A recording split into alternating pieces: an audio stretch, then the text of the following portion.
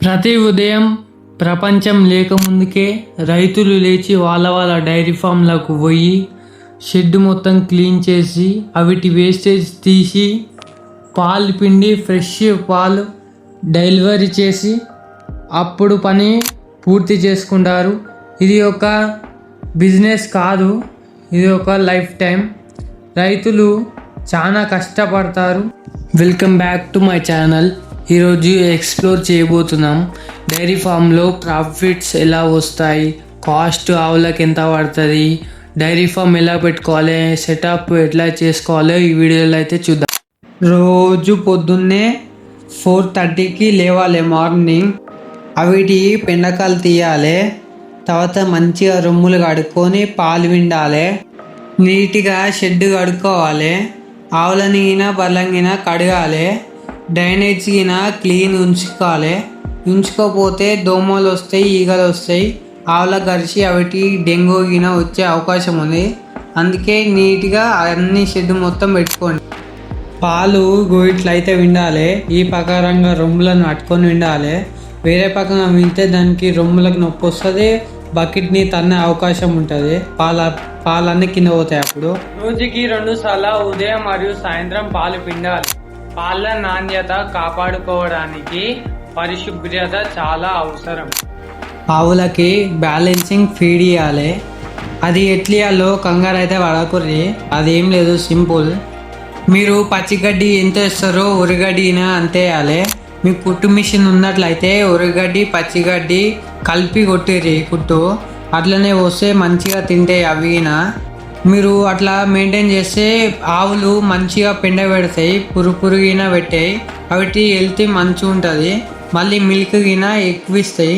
మీరు సొప్పగిన చాలా వేస్తే అవి పురుగొట్టి వీక్ అయిపోతాయి.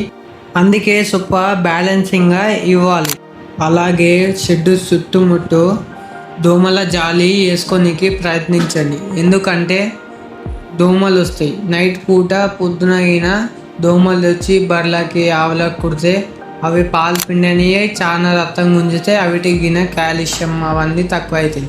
అందుకే చుట్టుపక్కల ఇట్లా షెడ్ చుట్టుముట్టు ఇట్లా జాలి వేసుకోనికి ప్రయత్నించండి.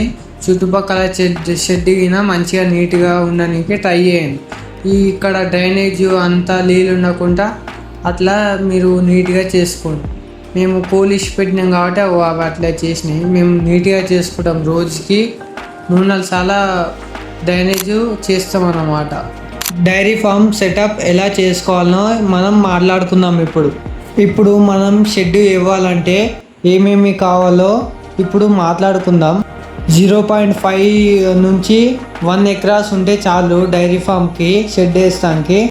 28 ఫీట్లు వెడల్పు, 30 ఫీట్ల పొడవులో ఒక సైడు 5 ఆవులు, ఇంకో సైడు 5 ఆవులు, మొత్తం షెడ్లో 10 ఆవులు అయితే పడతాయి.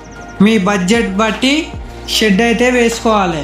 మీరు ఎన్ని ఆవులు తెచ్చుకుందాం అనుకుంటారో అంత బడ్జెట్కి మీరు ఆ షెడ్ అయితే మీరు వేసుకోవాలి. మనకి ఆవులకి సొప్ప పెట్టుకోవడానికి 4 to 5 ఎకరాస్ ఉండాలి. అలా ఏమేమి గడ్డి పెట్టవచ్చు అంటే సూపర్ నైబర్ పెట్టవచ్చు, గ్రీజ్ గడ్డి పెట్టవచ్చు, ఇంకా రకరకాల గ్రాసెస్ అవుతున్నాయి.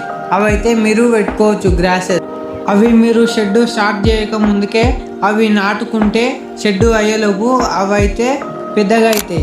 మీరు షెడ్ వేసుకున్నాక టైంని మెయింటైన్ చేయండి. ముందుగా ఒక హౌస్ అయితే కట్టుకోండి మీ బడ్జెట్లో. మీకు ఇట్లా రింగులు వేసుకుంటే ఇట్లా మెగ్గిన ఇట్లా హౌస్ అయిపోతుంది. మీకు కట్టుకుంటే ఇట్లా మోటార్ పైప్ వేసుకొని పెద్ద పైపు దానికి అటాచ్ చేయండి. మీరు ఆ వైర్ తీసుకొని ఎలక్ట్రిక్ దాంట్లో పెట్టుకోవచ్చు, అప్పుడు కరెంట్ సప్లై అవుతుంది. ఈ వీడియో లెంత్ ఎక్కువ అయింది.